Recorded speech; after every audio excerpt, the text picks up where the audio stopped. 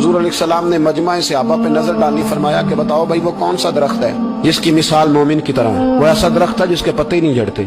हजरत अब्दुल्ला इब्न उमर रदी अल्लाह ताला अन्हु फरमाते मुझे जवाब आता था कि वो खजूर का दरख्त है। कहता पीछे हटें आप, मैं बताता हूँ आपको इसका जवाब। हजरत अब्दुल्ला इब्न उमर कहते मुझे पता था कि वो खजूर का दरख्त है, लेकिन मेरे वालिद बैठे थे, अबू बकर सिद्दीक बैठे थे, मौला अली बैठे थे, सहाबा बैठे थे। आप फरमाते हर एक मुझसे बड़ा था, तो मुझे मेरे अदब ने इजाजत नहीं दी कि मैं जवाब दूं।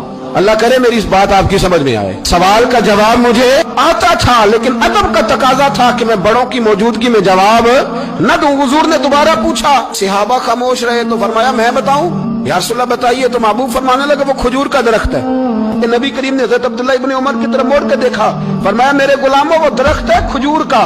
अब्दुल्ला को जवाब आता था, इसे पता था कि वो खजूर का दरख्त है, लेकिन तुम्हारे अदब की वजह से ये खामोश रहा। मेरे रसूल करीम अलैहिस्सलाम के गुलाम जिनके इल्म पर मेरे नबी को इतना एतमाद है कि हुजूर ने फरमाया मैं इल्म का शहर हूँ और अली उसका दरवाजा है। और जनाब उमर फारूक जैसे लोग कहा करते थे कि अगर अली हमारे दरमियान मौजूद ना होते तो हम तो हलाक हो जाते। इनके मशवरे, इनकी बातें हमें महफूज रखती हैं। हजरत अली फरमाते मैंने नबी पाक से एक सवाल पूछना था। ऐसा तो नहीं ना कि उन्हें बातें नहीं आती थी, उनके तो इल्म का ये हाल है कि हुजूर ने फरमाया मैं अगर शहर हूं तो अली उसका दरवाजा है। तो फरमाते हैं कि मैंने नबी पाक से सवाल पूछना था। सवाल 14 दिन मैंने इंतजार किया।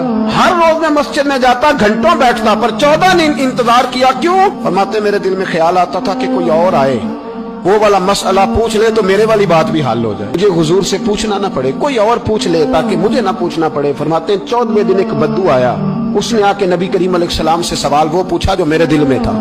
फरमाते हैं नबी करीम जवाब उसे दे रहे थे और मेरी तरफ देख देख के मुस्कुरा